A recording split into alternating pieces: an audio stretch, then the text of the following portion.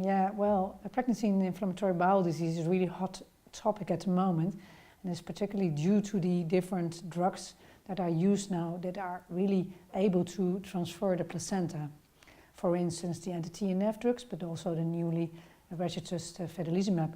So a lot of the discussion is already ongoing with regards to the anti-TNF, but now adding up to the vedolizumab discussion. And most often that is what physicians really want to hear, whether it's of low risk for their patients, and that's also what patients want to know.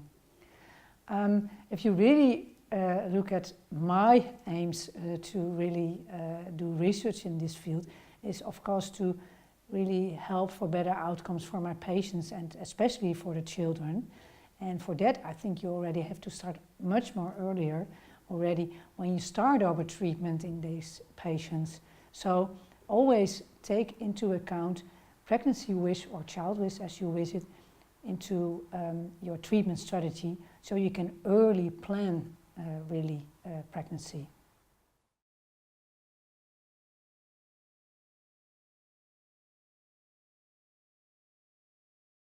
IBD and pregnancy is always surrounded with a lot of emotion, and I think it's very important to really give good guidance to your patients and be cool, so not getting into the emotion where the patients are at that moment.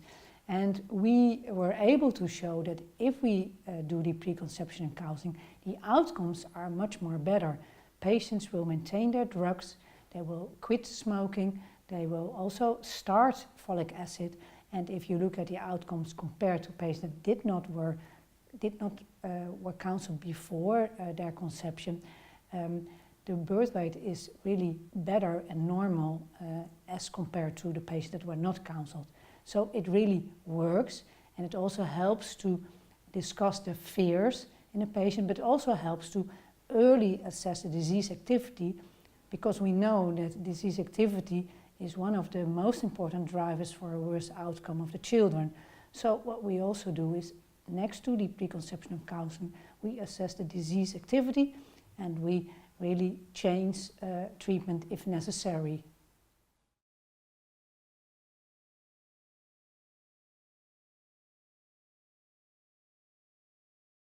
Yeah, well, I believe that counseling prior to conception is most importantly, and that really increases the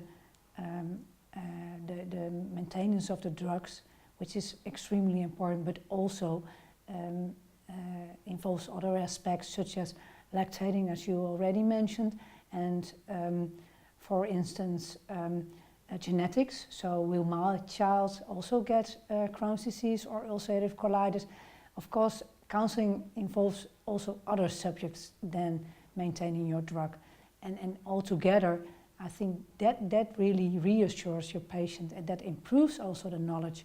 And in those patients where the knowledge is improved, patients are also not reluctant anymore to get pregnant, because that is what you saw in the past, that patients are really not well informed and are really afraid to get pregnant because maybe the influence of the drug, the fact that it is a genetic disease that will be passed on to their children. And with this, I think we can now state that if you do this, the outcomes are excellent as compared probably to the normal population, not non-IBD population.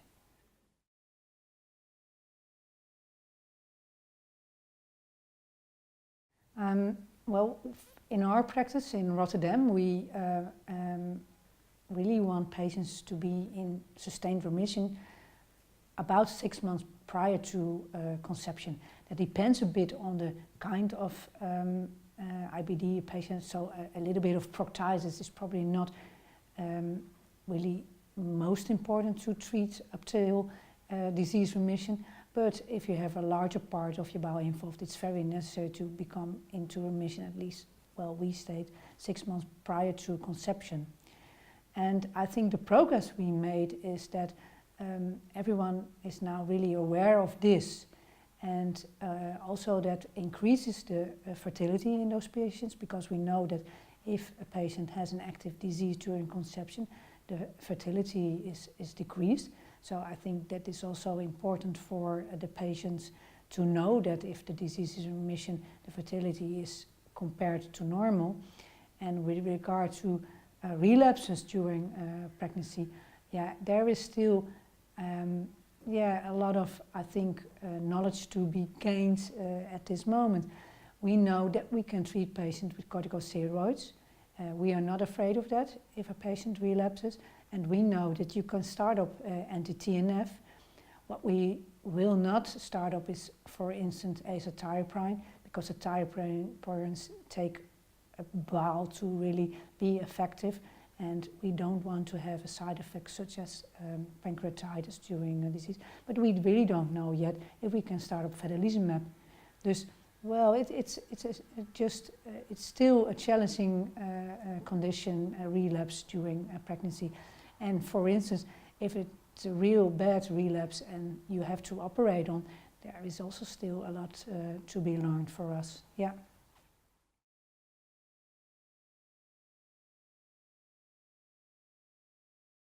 That is a really important question, because it's always about the balance.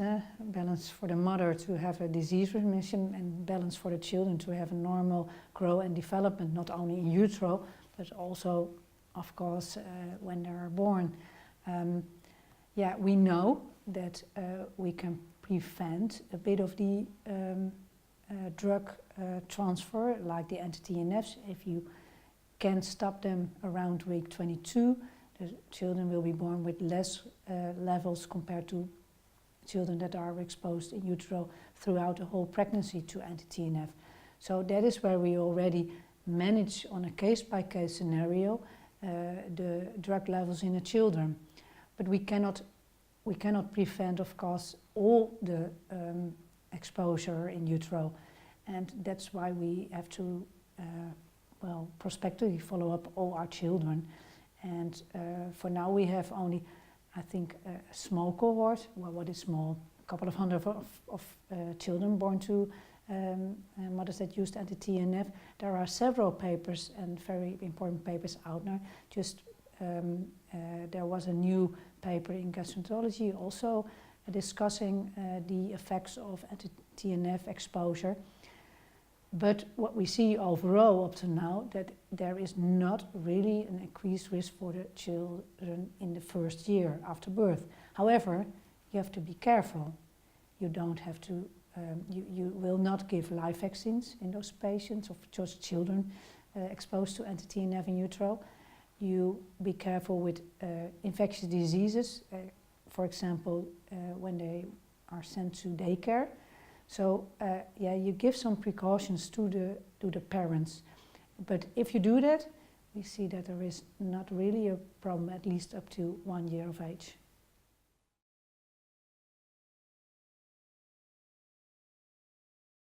Yeah, just follow them up. So make sure that there is a large registry, and I think we have to collaborate better also in Europe to really capture those long-term results in children.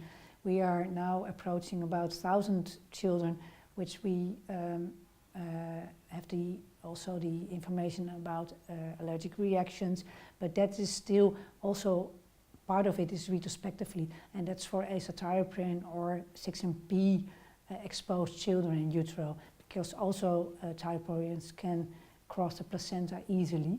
That is what we know, and our preliminary results show that there seem to be no really risk for the children also later on, up to 8 years of age.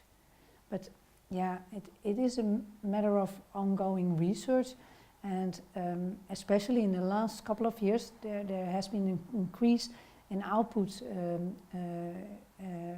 on this subject, and it's a bit strange that we did not do this before, because we had the opportunity already early on with the thiopurines.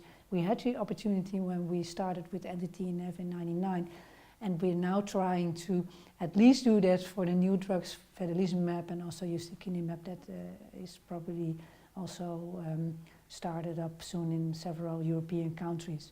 We learned our lesson, but and hope we can avoid those problems in the future.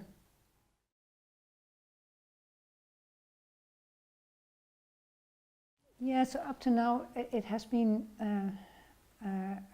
most often a project, an individual project, or an individual that is really interested in the outcomes of those children, but also of the mothers. And what we see now, that no one has enough cases, so we have to collaborate. And I think, yeah, it's growing. Also the interest is growing, and people feel that it's important. And we see also, of course, that IBD is a disease of the young age. So yeah, almost all our patients are confronted with those questions. And in the past, we were more aiming at getting the mother into remission, and we're not really, well, thinking about the pregnancy wish. But that now comes in the discussion too, because we are able to control the disease much more better than like 50 years ago. So yeah, I think in the near future there will be larger collaborations, and also with a larger number of children into those registries, so we can say more about congenital malformation, because that still is a problem if you have a small cohort. You can say something about weight, you can say something about early birth, but really to state something about the safety of the drug with regard to congenital malformation, you have a very large cohort.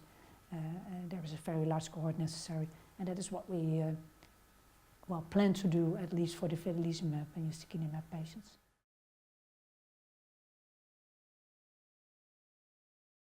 So the birth outcomes, that is what we published this year, are indeed, well, compared to the non-IBD population, if you do a proper preconception counseling. And I think that the Toronto consensus, which has been published in Gastroenterology, gives an excellent algorithm on how you should approach the preconception counseling part. But still, I think you always have to remember that every female in the reproductive age must be counseled already early on, before starting a treatment, to discuss what their plans are, and it's regardless of age. So even a youngster of 18 should be already, well, counseled, not really counseled, but prepared for coming to the doctor if there is a real pregnancy wish. And I think if we do that, and it's not a huge amount of time you have to invest over there, then the outcomes will be excellent.